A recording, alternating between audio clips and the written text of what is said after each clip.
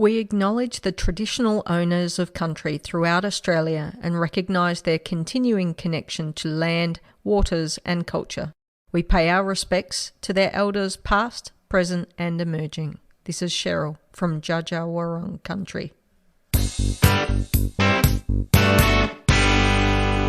So welcome everyone. Thanks for joining us for episode 85 of the Beyond 90 pod. Now, our fairy godmother Cheryl Downs could not be with us this evening, but we do have a fantastic quartet for you. I'm Eric Subihano. My pronouns are he, him, and you may recognize my voice as I am an NPL New South Wales women's commentator. We also have with us Magella Card. And firstly, Madge, are you okay given everything that has gone in Southeast Queensland? I'm as good as you can be in Brisbane at the moment. I was just saying beforehand that I'm on.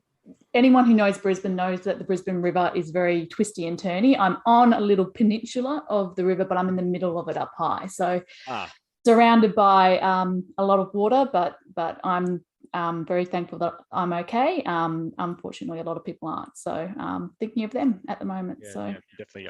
And of course, the thoughts of everyone beyond 90 with everyone affected in Southeast Queensland. Now, joining Madge and myself is really our dynamic duo of Canberrans. So firstly, Dale Roots, how are you going today?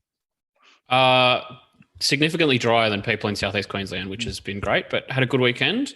Canberra got the W this weekend, so that was good. But yeah, very, very well.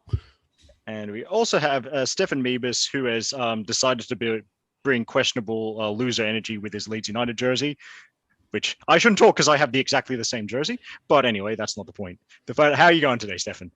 I'm okay, and I'm keeping the faith. Thank you. Yes. Can I just say there's nothing wrong with being in the championship. That's why I still have beIN Sports.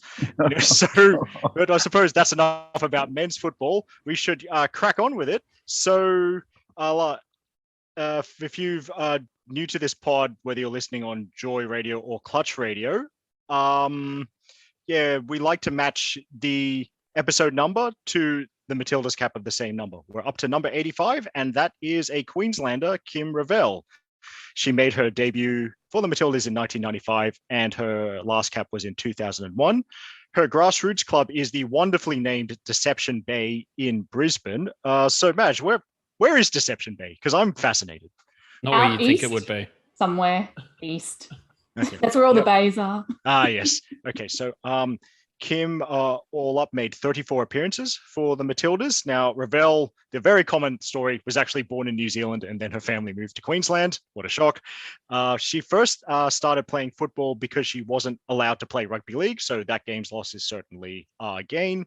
She was part of a national youth championship winning team in 1993, then made her Matildas debut against the USA in January 1995. 2 months later, Revell scored her first Matildas goal against New Zealand. She was described as a skillful midfielder with great attacking distribution and vision, and was known for creating goals and taking on opponents. Domestically, she helped Queensland win 2 WNSL titles, or Ansett Summer Series if you prefer, in 1997 and 2001, and she was the captain for the 2001 title win. So wherever she is, I hope she's doing well.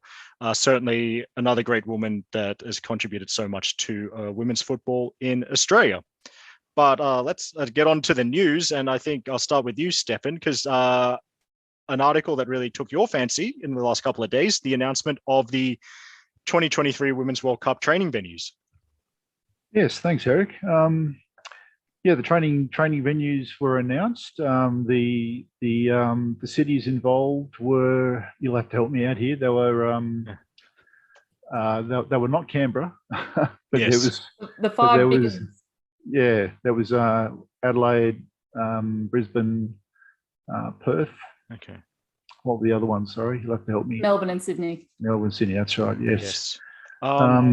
Yes. So the big one from our point of view is that the Canberra was always mooted as a training venue with the development of the Frosby home of football that was going to be built. But there was another article which we're going to get to shortly in the news that suggests that it may not be ready in time, in which case Canberrans will be missing out and having to go interstate to watch teams train for the World Cup.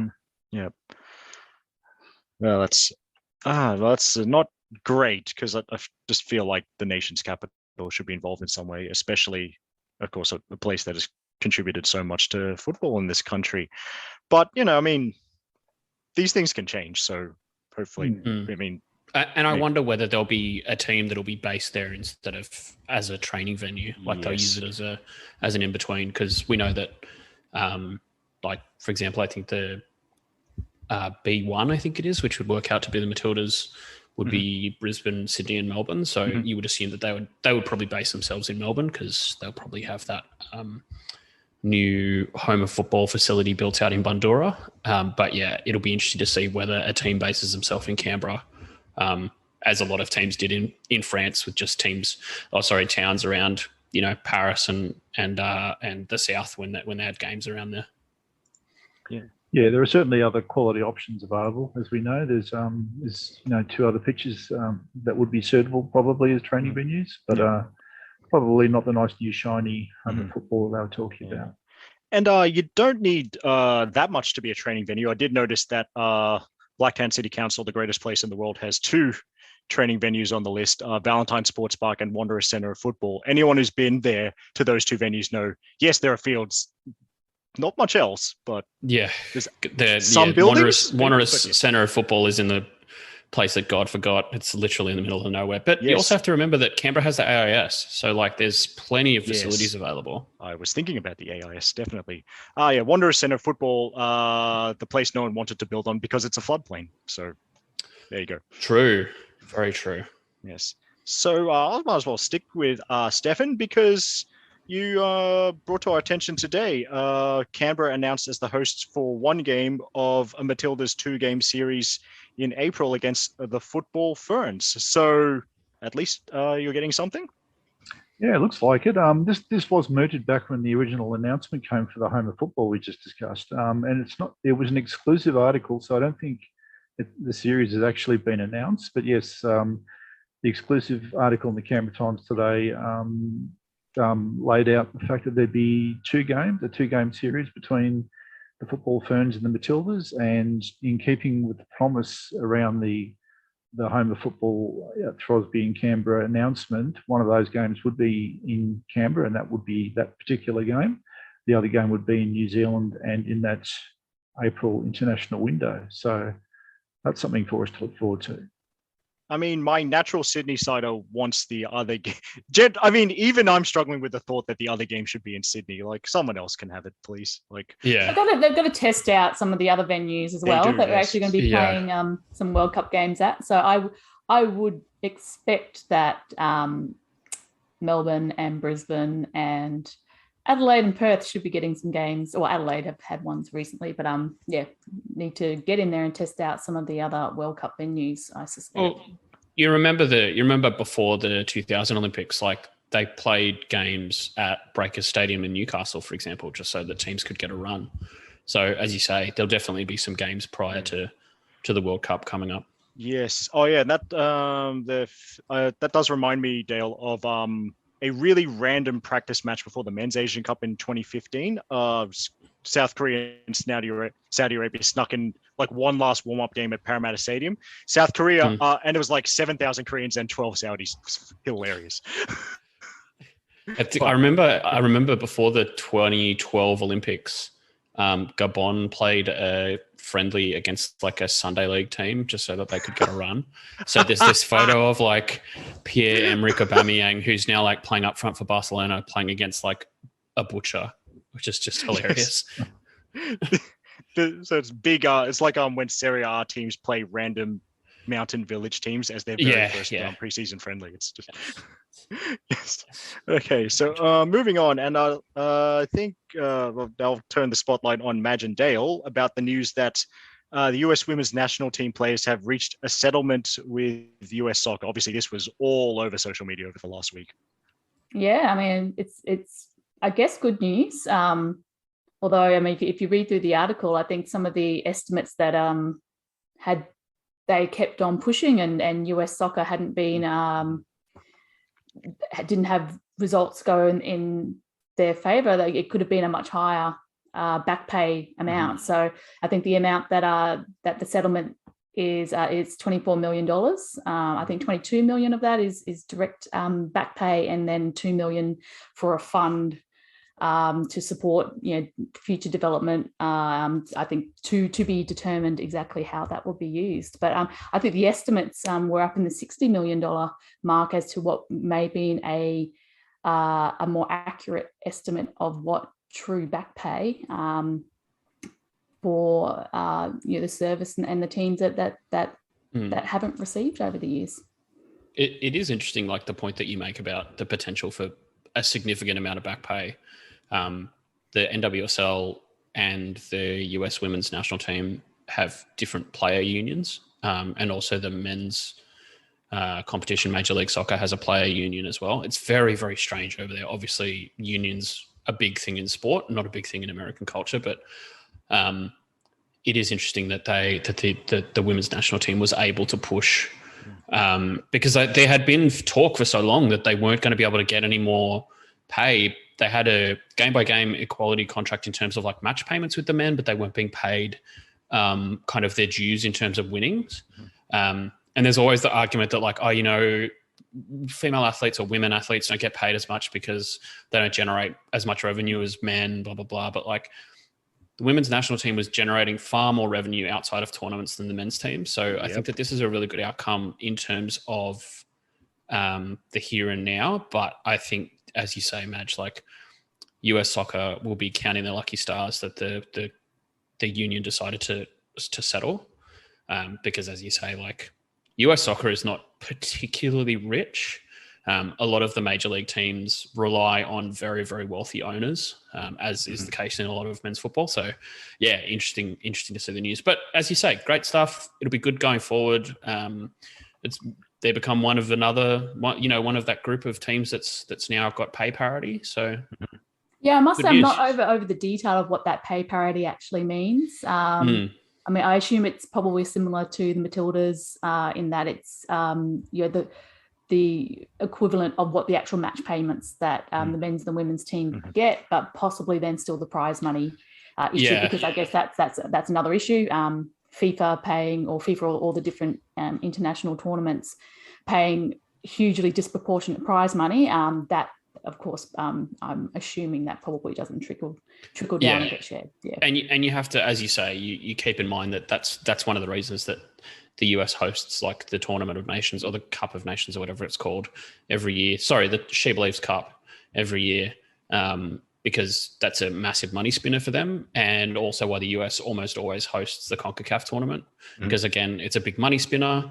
So the players are able to, I would assume with this, be able to kind of dip into that in terms of like the gates and things like that in terms of sponsorship. So I think that's good news. And, the US men's national team aren't much to write home about. So good for them. Yes, I think the US men's national team, most notably, they played a game in like minus Fahrenheit conditions, not even minus Celsius. Yeah, so that was definitely something. -8 Fahrenheit, and what does that mean?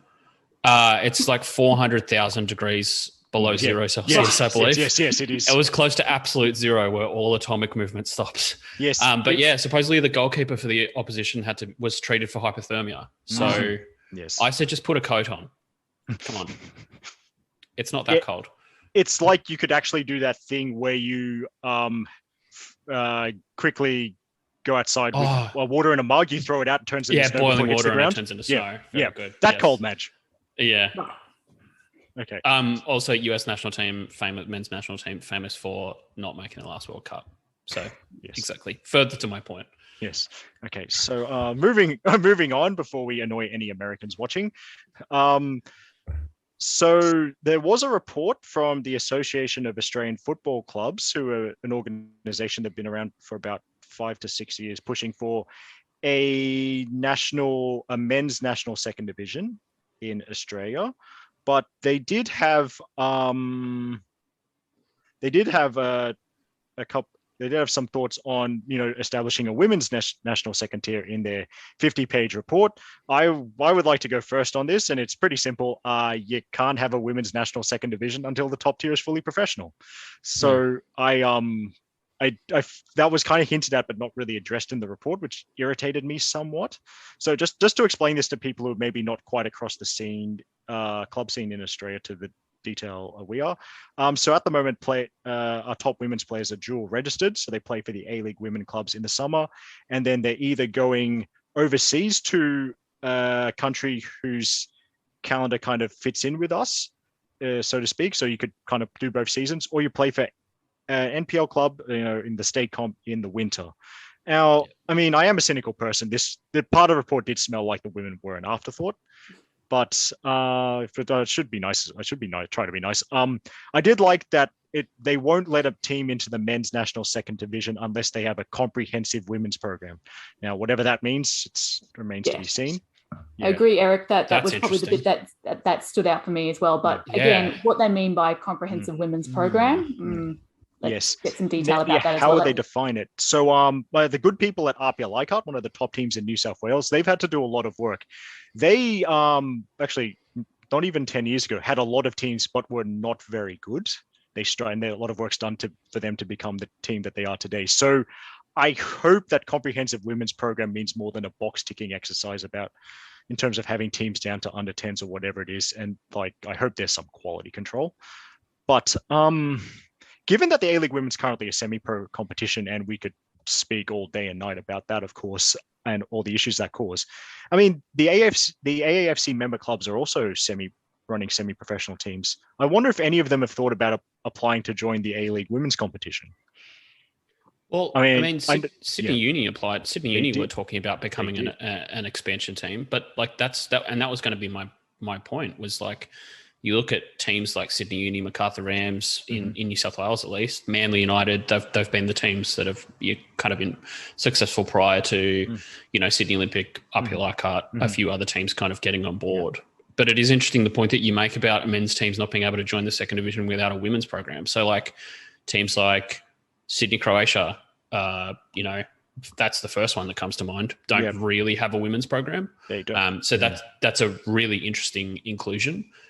Obviously, I kind of echo your sentiment about the women's teams being a little bit of an afterthought, but it is interesting to see that there is that's kind of coming to mind, which I think is, as much as we kind of dunk on semi-professional, like state league football in Australia, especially from a standard point of view, and kind of it's a bit of a meme league sometimes, but it's good. It's encouraging that they're saying, actually, you kind of need to pull your finger out and do something about having a women's program.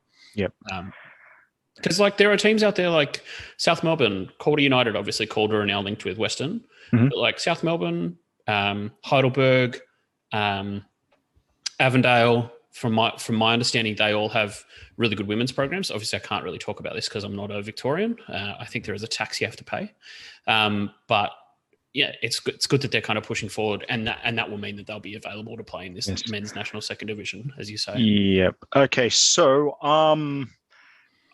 just would like to tell people, if you want to criticize the collection AAFC teams, go right ahead, because my NPL team, Black Tan City, isn't one of them. So whatever, that means nothing to me. But they're not your employer either, so that's more than okay. Yeah. So I did find it funny that one of the AAFC members, Preston Lions, of course, a group pushing for a men's national second division.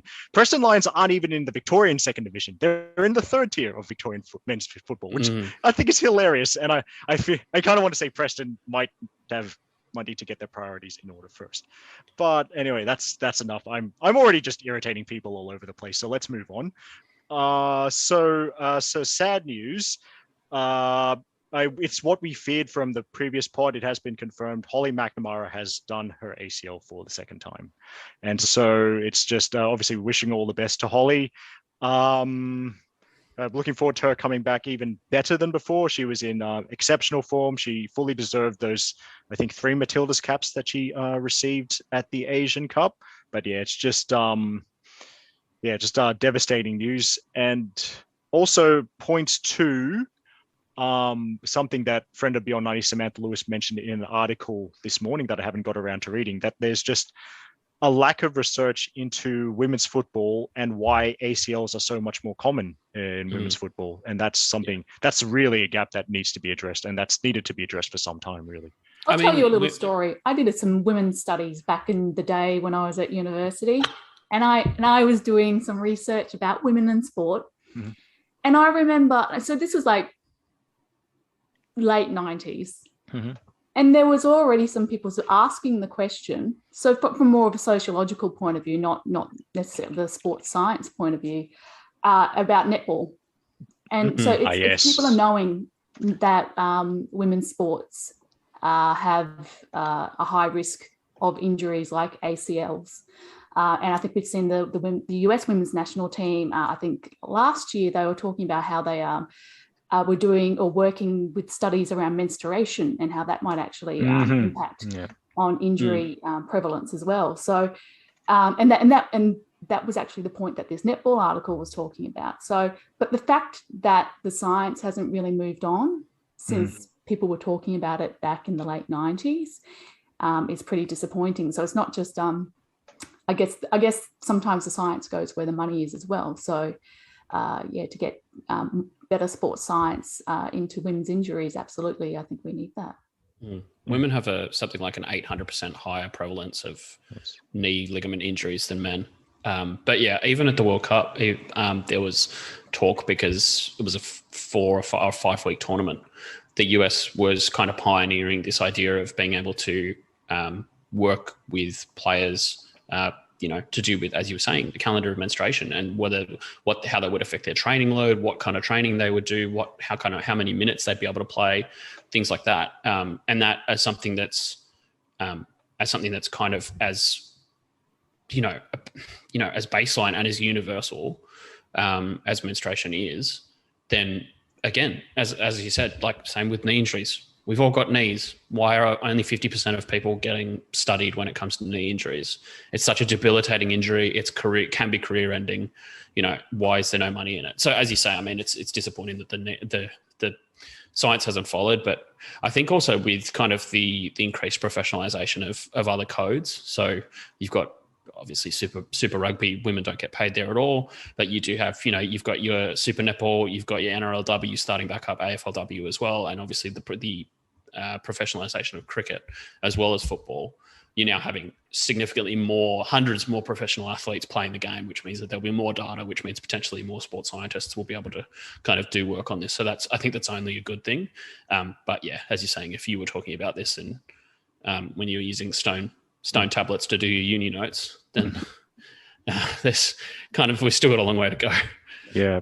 I know in the Nordic leagues, they play a lot of games on artificial surfaces, and that does women no favours. Yes. Those surfaces are very unforgiving on knees. So there's a lot of that happening over there. It always makes me wonder, like because I know that a lot of those Nordic teams play some of the season in like those either inflatables or like aircraft hangars. Yeah. The LSK Hall being the one that's very familiar to Steffen. Exactly. I went to one in Iceland, and it was a pretty amazing piece. It had a cinema. Oh my goodness. Why I needed a cinema, but it had one. I'm like, why don't they just grow lights in? Just grow grass. Just have grow lights. I'm thinking way too deeply about this. I'm sorry. Anyway, yeah. Okay. This has been electrical with Dale for you. Electrical, yes. Not just Dale's electrical observations on his holiday. Yes, thank you.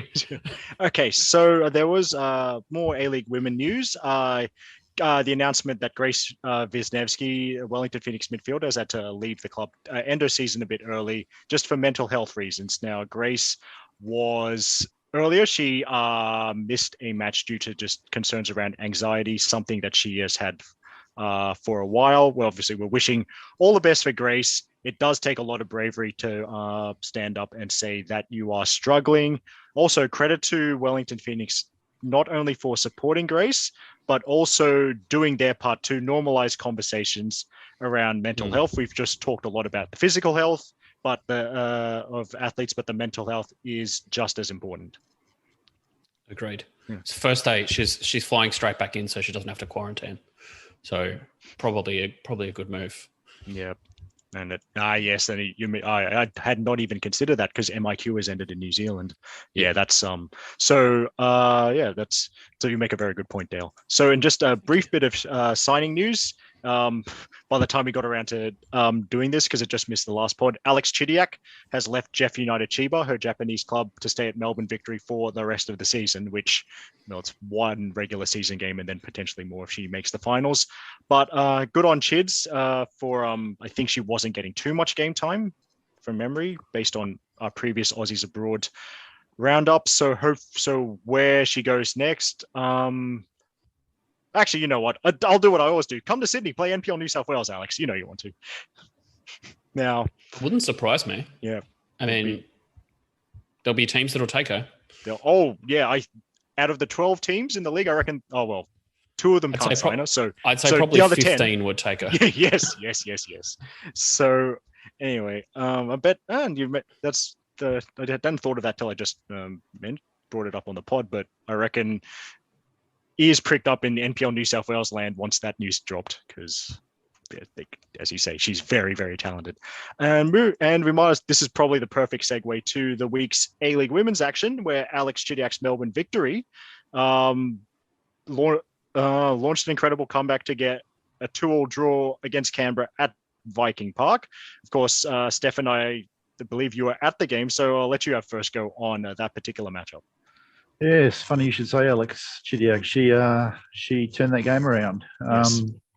It was second last home game. We've had our 2 last home games in Canberra in the last week. Mm-hmm. And Canberra got off to a handy 2-0 lead.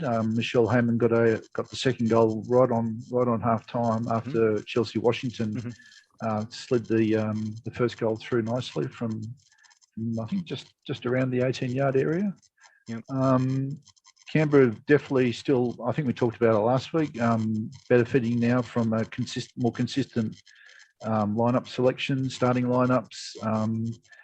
The spine is definitely responding, helping the team, because we've now got consistent centre-back pairing and consistent centre midfield arrangements, and that's just really settling the team down now. It was all looking good. Second half,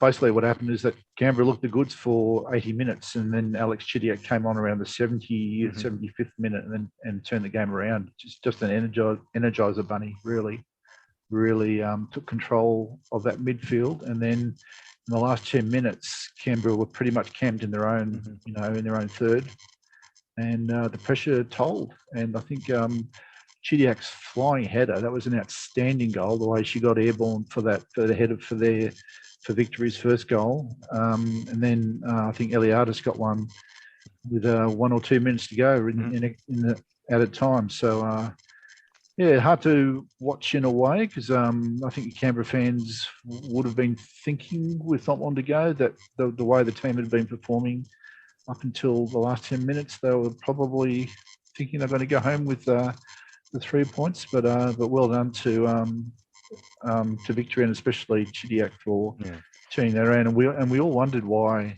she'd been left on the bench for so long in what was mooted at that point to be her last game. So she hadn't announced the extension of her time at that point. So well done, Alex. Yeah, and collector's item: Alex Chidiac scoring with a header. I did enjoy that. So. Yeah, so I think moving on to Thursday night football, and happy days, Madge. Melbourne City 0, Brisbane 1. The floor redemption,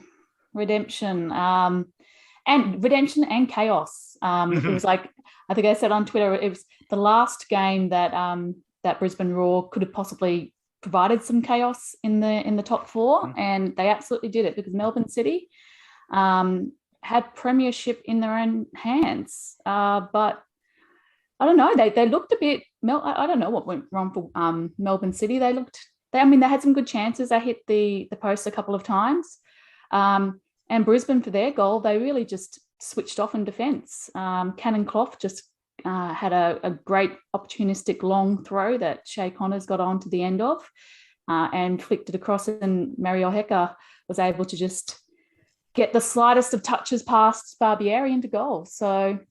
I will absolutely take it. Also great to see Bella Shuttleworth with her first start in goal. So, of course, we've got our 2 original keepers sort of out with injury. from the beginning of the year. So Bella Shuttleworth has come in as our third keeper to pull on the gloves this season and had a great game. I think she had four saves.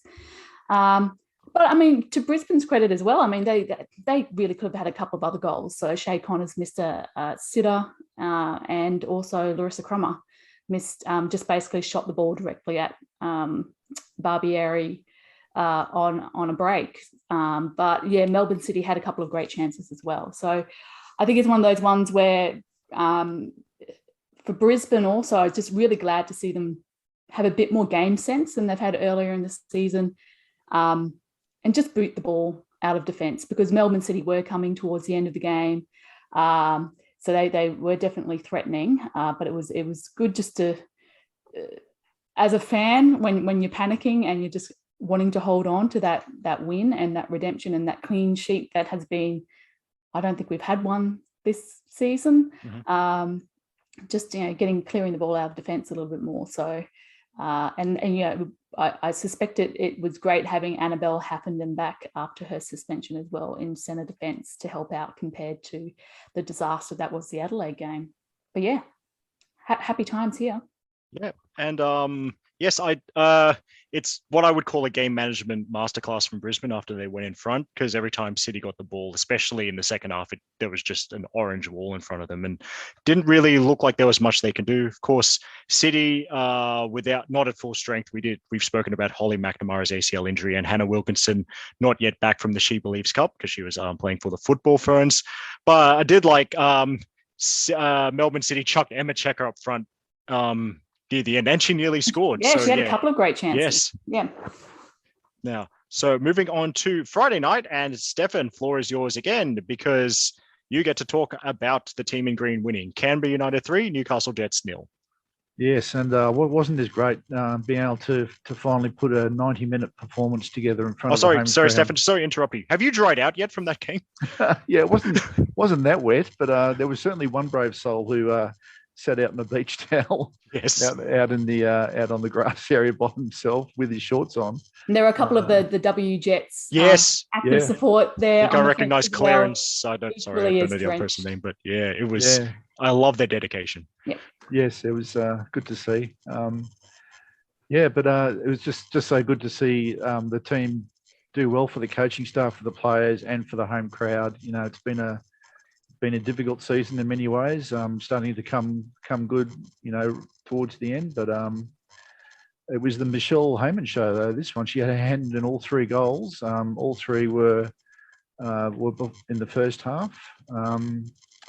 Alira Toby scored the first, and then Michelle's been leading from the front as far as her energy in defending against opponents' back lines all season, showing the way with it in that regard, and just got reward for effort in this game for putting herself about in the penalty area and getting important touches in for not only for Alira, but for the way she finished off those goals. You got the two-header goal as well as one of the goals.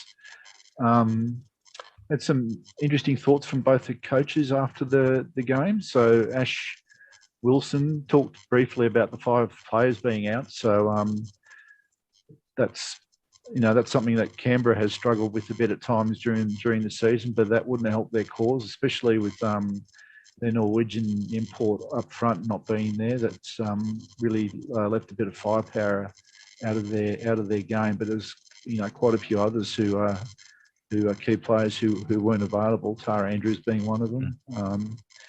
And she talked about how Newcastle just didn't defend the set pieces well in the first half, and then in the second half went too much to the long ball game to try and get back. So Vicky Linton was naturally very happy and gave Michelle rightfully a big pat in the back for the way she leads the way with her effort. And Michelle's now, I think, number 5th or 6th in the goal scoring list. She's climbed back up the list with 6 goals, equal. Yes, so she's tied for 4th. Equal 4th. Courtney Vine and Catherine Zimmerman are also on 6. Yeah, so Michelle also spoke, and she was buzzing, very, very happy. Got to pay some dues to the Canberra United on-field leadership team, both Michelle and Grace. Grace is in there leading the huddle, talking the huddle all the time.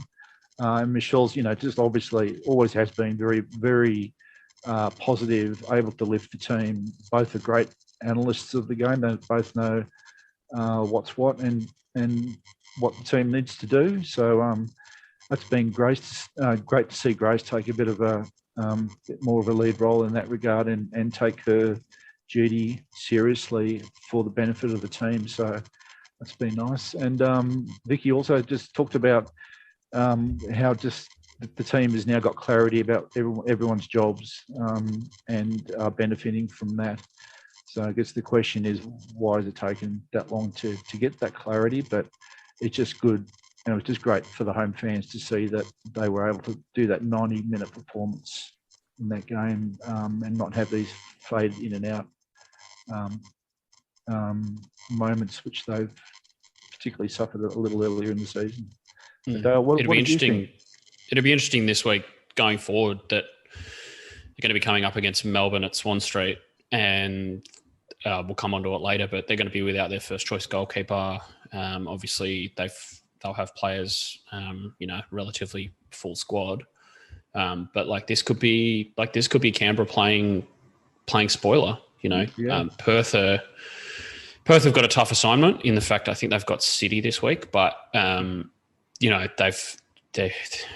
if it can happen in any league, it can happen in this one. Yep. And Melbourne, especially after they dropped the bundle against Adelaide, which again, as I said, we'll come on to. But there's no reason that Canberra can't knock Melbourne out of the finals this weekend. Yep, that's true. Hot take. But yeah, I agree with, they looked a lot more calm. I can understand why Newcastle went for the long ball because, as you said, it was raining piano strings. So understandable, but yeah, it's kind of hard when you just don't have your two first choice strikers and the player that you're playing up front, as good as Gemma House is. I wouldn't call her a number 9. She's definitely more of a support player up front. But yeah, really, really impressed with their performance. Yep. So I think you alluded to this, Dale. So on to Saturday afternoon at Hindmarsh Stadium, the Pride game, Adelaide United 3, Melbourne Victory 0. Adelaide United are finally in a final series. So congratulations to everyone. Yes, it's not just one season. It's the reward for long-term planning from a team of brilliant people, led first and foremost by Adrian Stenter, the United head coach. Just what a game. Fiona Wirtz with a weaker foot hat trick, of all things, now on 13 goals for the season. So one of only 5 players to score 13 goals in a W League season. And first import as well, I believe. Yeah, which is crazy. So who's the other 4? Sam Kerr, Emily Gilnick, Michelle Heyman, Kate Gill? Or yeah. Kate Gill. Yeah. Many things. Maya Markovsky going in goal near the end because Victory had used all of their substitution opportunities. Man. Well, unorthodox was the name of the game with Maya Markovsky in goal. Yes. Just I'm going to run towards the corner flag. Because of a red card as opposed to an injury, but it's always a bit of fun. Yes. Any news on the Dumont injury, by the way? No, I have not heard any yet. But yeah, for anyone who might have been confused, because you did see Melissa Maisels helping Maya Markovsky with her kid on the bench, you only get 3 substitution opportunities as well as the halftime break. So Victory didn't have any opportunities left to make a sub, if that makes sense. Hence, the world's tallest woman going in goal. But yeah. It makes, as they said on the broadcast, it makes perfect sense. She's probably the only centre forward that I would want to go in goal in the whole comp. Yeah. Usually it's a centre back that would go in, but I played when I was much younger. I was playing up front in my school team and then in goals in men's, but you kind of have to have the game awareness as a striker to think about what strikers are going to do if you're going to go in goals. But she is very also quickly run outside the box though. Yeah, she is also just 6'8", so yeah. Yes. When she came out to try and tackle that ball, I was just like. And then when she was back in, and I was like, "You can actually use your hands now." Yes, that's true. It was fun. Also, she just wanted to get involved. Not taking the free kick as well. I thought that was so funny. Just like, this is legitimately like, this is like if Dumont obviously wasn't injured, this is like peak dub. Yeah. Yes. So obviously, because it was the Pride game, how good were the Pride coloured seats at Hindmarsh and the Pride banners for the supporters? Yeah. And how good were Melbourne socks? Yes. Yeah. Not just the Pride colour and the trans colours as well. That was very good stuff. That was pointed out by a few people on Twitter. So many good things. In a pre-match presser, Matilda McNamara, the Queen of South Australia, said, "We're really going to give Victory a beating on Saturday," and they did. So I love to see someone backing up their words. And I do believe I've got something in a notice in the mailbox. I do believe my Matilda McNamara Pride jersey is waiting for me at the post office, so I can't wait to pick that up. So on to Sunday and the postponement of Western Sydney Wanderers versus Wellington Phoenix because the level of Parramatta River is too high for Combank Stadium to drain properly. I've not heard that particular reason for a waterlogged pitch before, but it's like it's like you hear of pitches in like overseas freezing. Like I guess this is the closest that we could get to that, but just very weird. Yep. So then there was one game on Sunday, and I think I'll let you first go on this. Dale, down in Tasmania at UTAS Stadium in Launceston, Perth Glory 1, Sydney FC 3. Yeah, really impressive performance from Sydney, but then at the same time, relatively impressive performance from Perth. Like they put up a decent fight. The moments where Perth conceded were just moments where they switched off. Like it wasn't like they were they conceded brilliant goals in the sense that they weren't like played through. For example, Tobin's goal. She had Hannah Lowry's marking her at the corner. She runs between. She has another defender run between her and Lowry. Loses Lowry, taps the ball in. Good, like very smart player to set place. And then Vine. And that was also on the volley. And like 9 times out of 10, that's going to sky. She just got it perfectly. Exactly. And I don't think there was much that anyone could really do about that. And then Courtney Vine's goals, first goal kind of, snuck in behind, scored between the two defenders. And then the second goal just like slid in between the two defenders again. Just Kim Carroll's just looking around like she's seen a ghost. But like if you're Perth, you kind of look at that and go, okay, yeah, we can be better in those moments. But they really took it to Sydney, which I was impressed with. And then we got a goal for Aidan Keane. Keane, happy days. We love to see Aidan Keane on the score sheet. And then Aidan Keane absolutely obliterated Jada Wyman. Yes. Not great. I think she'll be lucky to play this week, if I'm honest with you. Yes, I am. My understanding is the concussion protocol is that you can't exercise within 6 days. And they play Sunday to Sunday this week, if I recall. They're going to Adelaide, they'll be pushing it. But yeah, she looked very worse for wear. Yeah, and their backup. I mean, I think I put in our group chat Dale at the time, mate, just close out the game with 10. What are you doing? 10 players. And number 2 keeper, Katie Offer, is an excellent keeper as well. I think she's unlucky that I think she could start in this comp, just not if she's on the same team as Jada Wyman. So I think Katie Offer is definitely a keeper you can trust. Yeah, probably any of the other New South Wales-based teams, I think she probably starts. Yes. Okay, so that's it. So I think, and obviously for what we covered at the top of the show, the game scheduled for, really right now between Brisbane, as we are recording this on Monday evening, Brisbane Roar versus Canberra, postponed because of the recent floods in Brisbane. So that is still undecided. Yeah, I was going to say Lang Park's basically flooded at the moment as well from photos that I've seen. So. Yes. So so that obviously that's still up in the air whether that gets rescheduled. But Brisbane have a home game this week as well, don't they? They against Newcastle next Monday. Yeah. So we'll see. On to the next set of games. So there's 9 games left to be played. As we've discussed, we're not quite sure what happens to the Brisbane versus Canberra match. but news has just come in that we thought we had one game on Tuesday. There's actually two now. So it's just been announced Wanderers versus Wellington will be played behind closed doors at CommBank Stadium. So words come in that there's been sufficient enough drainage for the game to go ahead. So that's wonderful news. The other game on Tuesday, Melbourne City versus Newcastle. Melbourne City need to win that to retain any hope of lifting the Premier's plate. Then there's a real triple header on Friday with a lot of finals interest. I think we've been discussing this off mic, but Melbourne Victory versus Canberra United and Wellington Phoenix versus Perth Glory. So the maths is Victory get a point there in, barring an improbable, probably large win for Perth, but a Victory loss and a Perth victory sees Perth in the finals.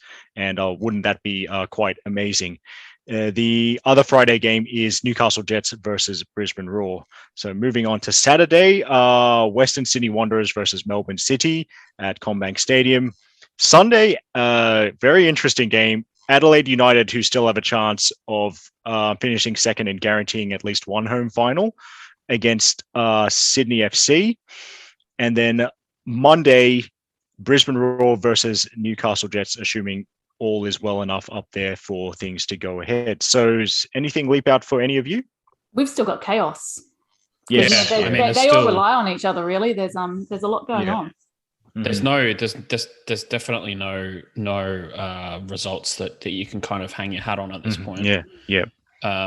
That City game, I think, is going to be quite interesting. The Canberra, we were talking about this earlier, but I don't see any reason why Canberra can't beat Melbourne this weekend. And yeah, I think Sydney's fixture, I think, would probably be the one that you would say, okay, maybe that's the one that you can kind of bank.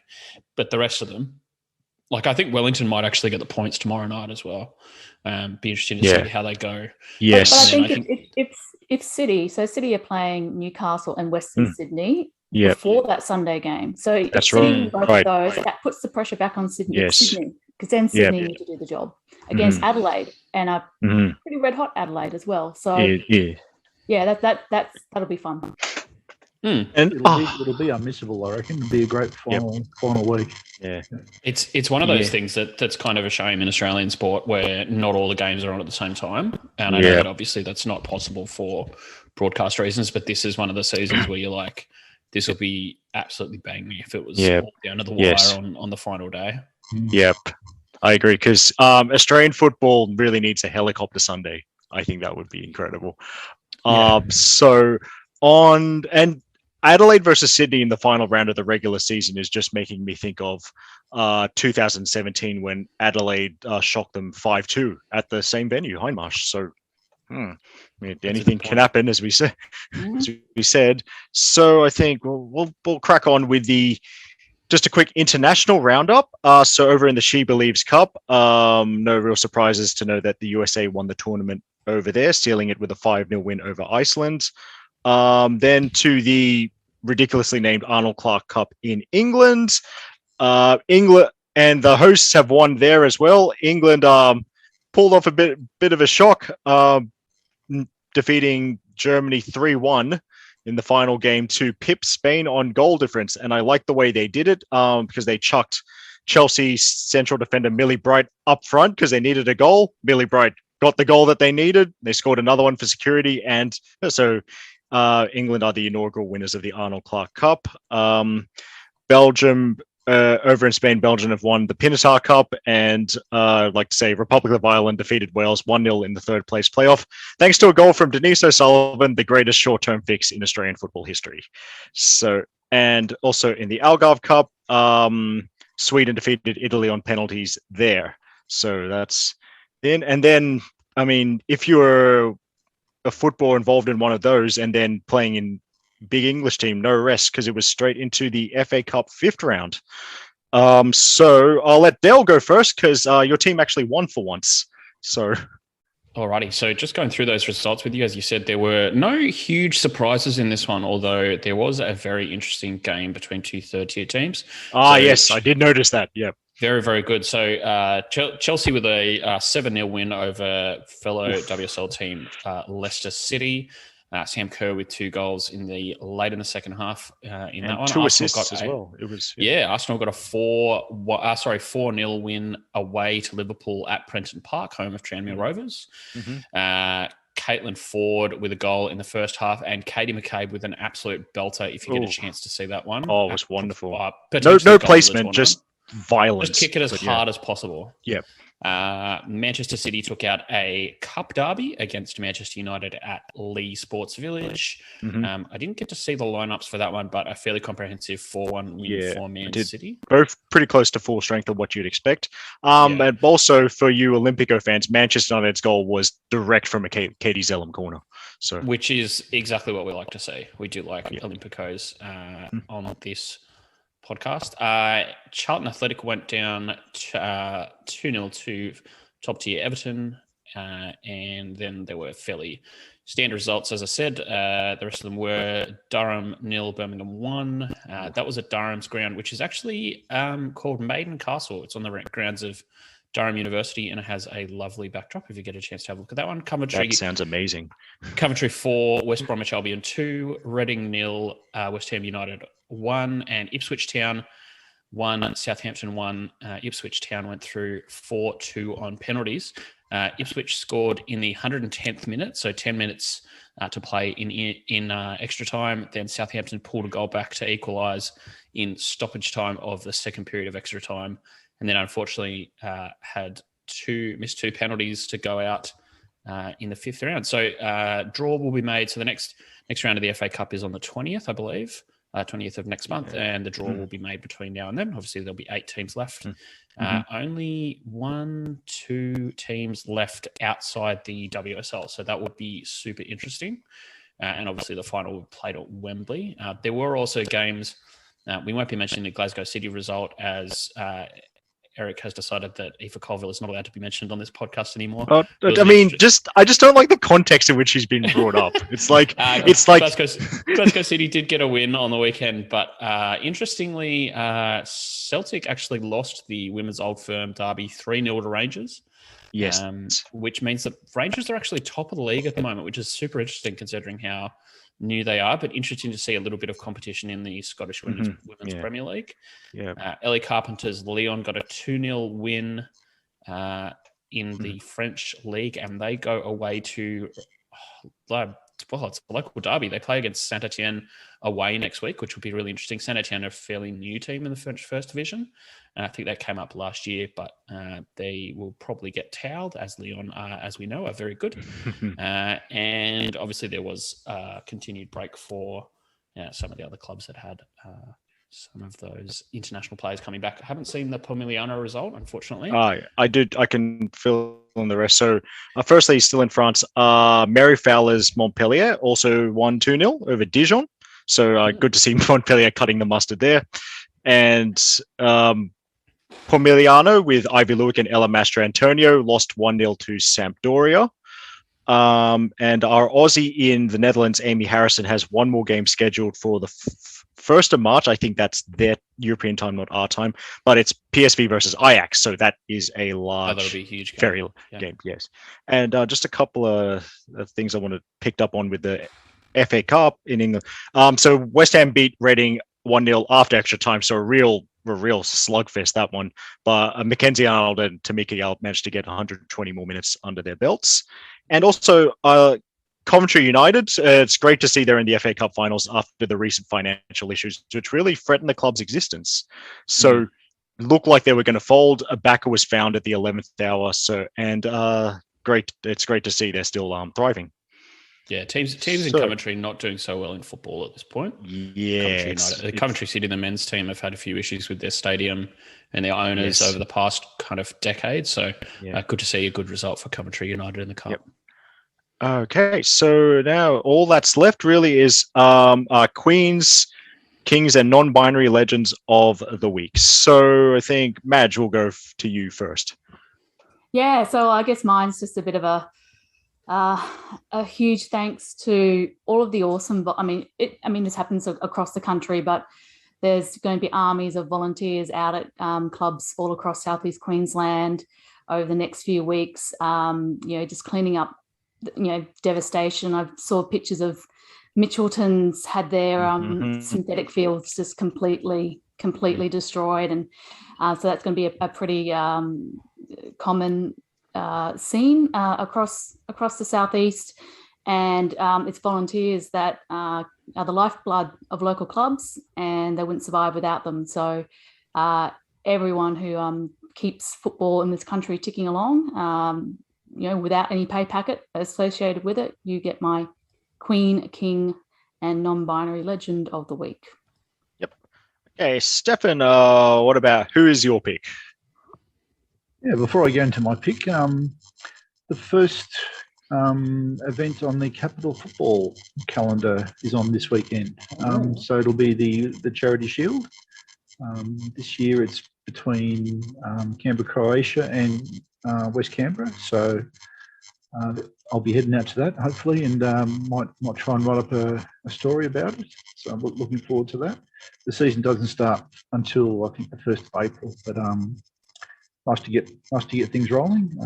Canberra, Croatia would be heavily favoured to take out that one. They've kept the majority of their squad, and but just looking forward to seeing how the teams shape up. I think it's going to be an unprecedented year this year with a number of teams completely overhauling their rosters. But we'll talk more on that in the coming weeks. So I've got a king of the week this week. It's the dedicated soul who sat out in the rain at the Canberra United game on the hill, getting wet in his shorts on the beach towel. Just absolutely loved it. There's a Canberra United tweet about it, which we'll put into the article. So hats off to you. That was so good to see. But also a shout out to Georgie Omandale. Congratulations on your nuptials on the weekend, and congratulations to you both. Yes, and of course, because Georgie Omandale's Georgie Omandale's wife, a footballer of note herself. It's her former Macarthur Rams teammate Kate Hensman, who has scored 89th minute winners in 89th minute equalisers in 2 separate NPL New South Wales grand finals. So clearly a woman for a big occasion. And congratulations to Georgia and Kate. Now, Dale, who's your Queen, King, etc. of the week? My Queens of the week with the New Zealand women's national team, the football Ferns. They got a draw against the Czech Republic in the SwedenUKFA Cup, which is a huge achievement. I think only their 10th result against a European opponent. And special shout out goes to their goalkeeper, who interestingly neither the Lily Alford nor their first choice keeper Naylor in for this one. So we love to see a bit of youthful brilliance, and obviously a whole bunch of players that we know from our A-League women's, Malia Steinmetz, Claudia Bunge, and the like, Victoria Essen, who actually keeps for a Valdsness in the Nordic leagues. So yeah, huge result for them. Really good to see them getting invited to a big tournament again, outside of the OFC. Obviously, they don't get a lot of tournament football, but yeah, really big result for them. So good on them for the week. Okay, so and my selection. So my first pick is goalkeeper Eve Badanas, who received another cap in the Pinatar Cup in Spain. Badana is very important to me. She has caps for the Republic of Ireland, and her father is from the Philippines. And so my second selection is diagram of your interests. Yeah, right this is incredible. Basically a circle at that point. Yes, it is. This is when I discovered this, I was so thrilled, and I'm like, I was waiting for an opportunity to mention her, and I got it. So thanks to you, thanks to the Irish. What a time to cut out. Does she play futsal? I don't know if it was big in Canada where she grew up. Yeah, so she's like half Irish, half Filipino. Grew up in Canada. It's. I mean, she's in many ways she's a typical Irish women's national team player. She's from all over the world. So my second choice was the whole of Blacktown City's first grade women's team. On the weekend, they won their first ever competitive game in Football New South Wales League One. And it wasn't just any game, it was a derby with Mount Druitt Town Rangers. So shout out to all of you. You are all my queens, obviously. So that pretty much completes like the Venn diagram of my brand by shouting out Blacktown City. And I think all that's left to say is thanks to you, Madge, Steffen, and Dale for putting up with my rambling once again. Not a problem. And of course, thanks to all of you, however you choose to the Beyond 90 pod, whether it's on Joy Radio, Clutch Radio, or some other way. Thanks for your support. Take care of yourselves out there, and we will see you soon.